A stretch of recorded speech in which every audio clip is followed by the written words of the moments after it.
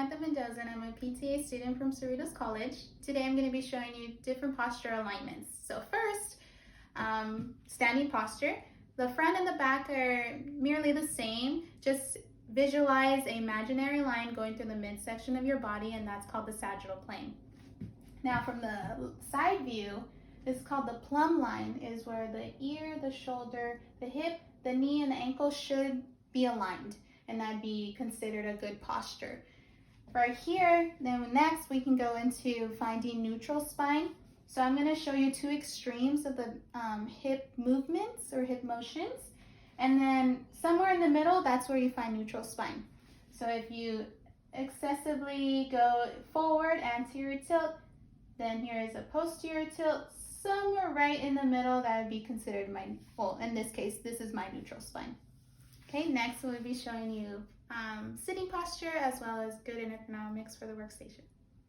Okay, now we're going to be going over sitting posture. First and foremost, you want to make sure that you have a good chair with good back support, that your feet are flat on the floor, your hips are a little higher than your knees, again, maintaining that good upper body alignment, and then your shoulders and your head are relaxed. I'm going to go ahead and put this armrest down because now we're going to be going over ergonomics. First, I want to talk about the monitor and just the equipment here. Making sure that the monitor is at eye level, it's super important. Just again, maintaining that neutral spine. Keyboard and the mouse, which really help that your forearms, your wrists, and your hands are all at 90 degrees and they're relaxed and supported. And yeah, all of these ways and these techniques, these simple changes will be beneficial to improving one's posture. And I'm a PTA student, and I'm going to demonstrate how to get up the curve and down to the curve, and then we are going to demonstrate how to get on a car from a wheelchair and from the car to the wheelchair. So first, you have to make sure that this is unlocked. Then, to get up, you get as close as you can. Oh, and make sure that you get it a little bit higher so the feet doesn't touch the curve.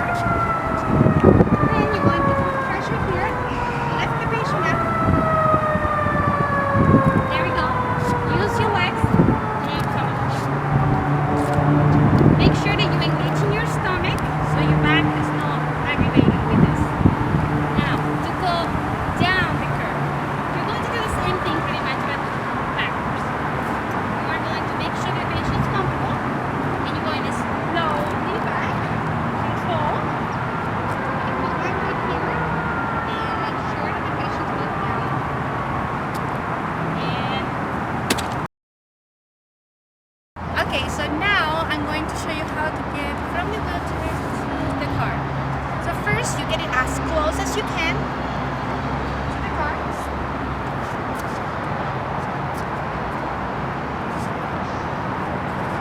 There we go. Lock the wheelchair.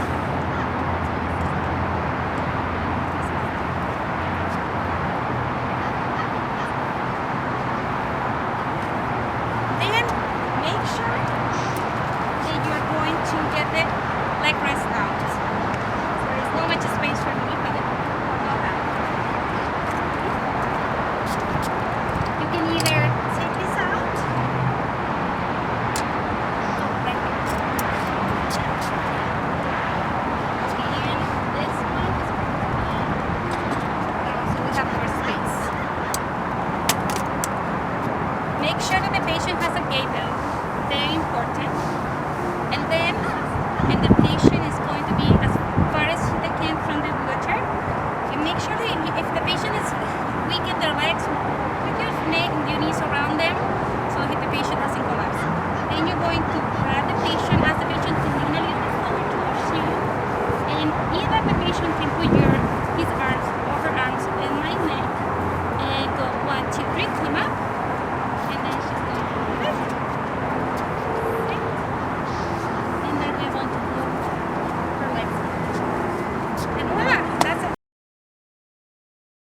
So now we are going to help our friend Samantha to get out the car to sit back in the wheelchair. And it's going to be the same way how she got in. We're going to do reverse, going back to the wheelchair. Because she's minimal assistance, so I'm not doing much. I'm just guiding her and helping her if she needs it. So first, she's going to bring her legs down. Be sure the same thing too. She can lean to me, and stand up, and go to the wheelchair. Get her knees as close as she can to the wheelchair. Ask her to get her hands on the armrest. Now she can sit. Good. And make sure that the wheelchair has the brakes on. Hi, my name is Victoria. I'm a student physical therapy assistant from Cerritos College. In this video, we will discuss proper body mechanics in 3 scenarios. The first is while performing a stand pivot transfer. The second will be while picking up a heavy object off the floor. And the third is while picking up a small object off the floor.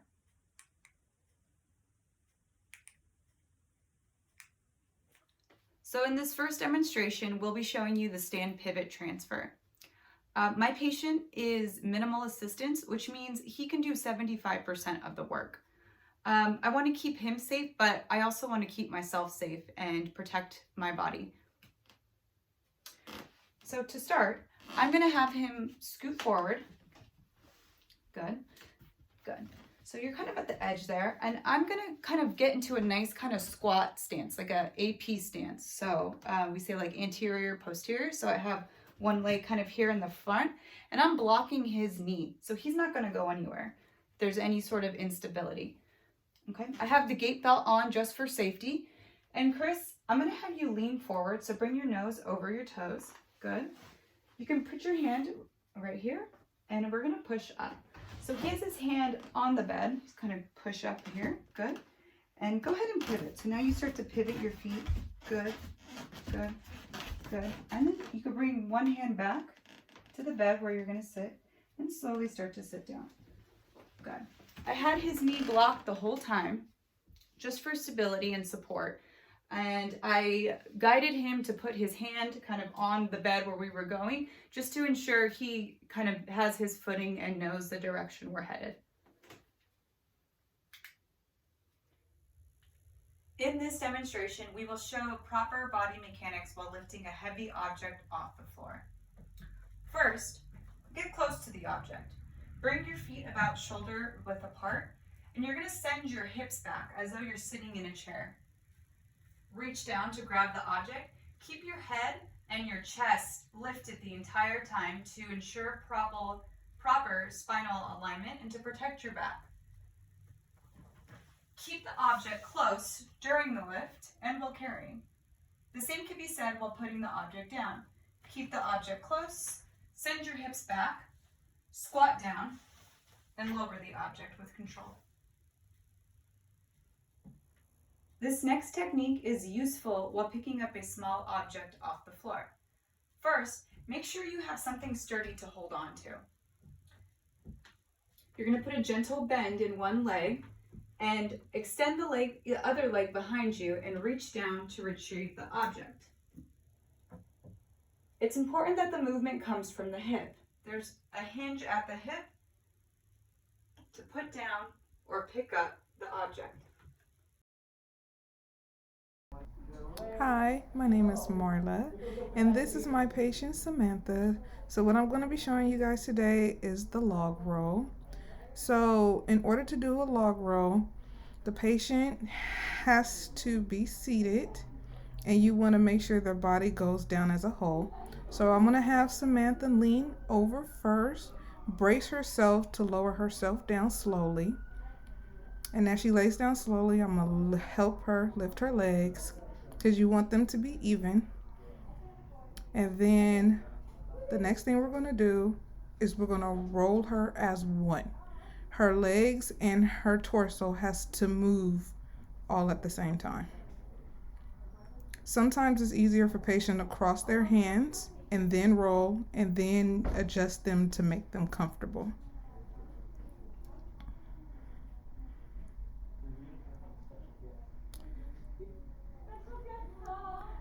And so, in order for a patient to get up, they have to roll over evenly. The legs cannot go first. The body can't go first. It all has to roll as one. So in order for the patient to get up, you can have them put one arm out where they can extend and push themselves up, or they could put their hands together and use to push on each other to push them up. So Samantha feels comfortable putting one hand down, so I'm gonna help bring her legs off the table because the legs have to come down first, and then I'm gonna slowly lift her up if she needs assistance, and then you come up and then you stand in front of the patient, make sure they're safe. My name is Maria. I'm a PTA student here, and today I'm here to show you the parts of a wheelchair. All right, so these are your handles to maneuver the wheelchair. You have your back seat and your seat right here. You can pull the wheelchair using the seat, just pull it up just like that. And then you can open it, just pulling it apart. All right. You have your armrest right here. Most armrests are actually removable. This one moves back by pressing on this lever right here. Just pulling it back. For the most part, we actually move it out of the way so you can easily transfer a patient from the bed to the wheelchair, or wheelchair to the bed. And you can put it right back, make sure it clicks. Your wheels are right here, and these are your handles for the patient to maneuver himself or herself. The brakes are right here. Just move the lever forward to lock it, move the lever back to unlock it. Same thing on the other side. So whenever you transfer a patient, sit to stand, from bed to wheelchair, wheelchair to bed, you'd always want to lock both sides before they do it so they're safe, just like that. So we do have our footrest and leg rest right here. So you can set it down on both sides, just like that. With this lever right here, you can actually elevate by pressing it down, just like that. And we usually use this for people who have fractures, or people who can't put weight on it, or just people who needs to elevate their leg for some reason. Same thing, press on the lever down to move it back down.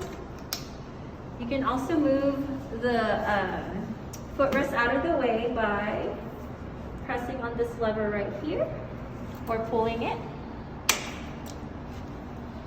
Same thing on the other side, just like this. So we want to do that to actually safely transfer a patient, so it's not out of the way or on their feet. And one more thing, you can take it off once it moves on the side, just pull it up, and same thing, just put it back. And once you put it back just like that, it should have a clicking noise. And depending on how tall the patient is, the footrest moves up and down. So you have to unlock it first, just like that. You have to move this out of the way, press on these buttons, and move it up or down. So you're going to place the wheelchair as close to the bed as possible in a slight angle. Make sure to lock the brakes on both sides. Once it's locked, you can move the armrest closest to the patient. Make sure the front wheels are out of the way. Have the patient reach towards the wheelchair and transfer.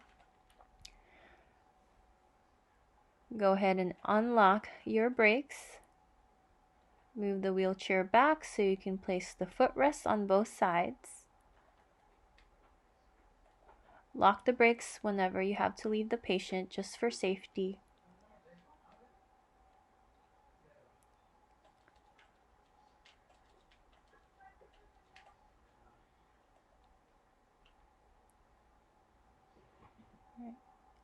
Make sure the footrest clicks when you place it.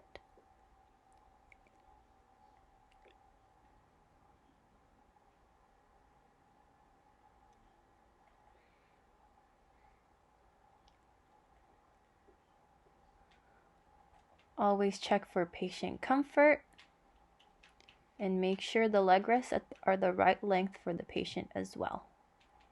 Unlock your brakes, and you're ready to go.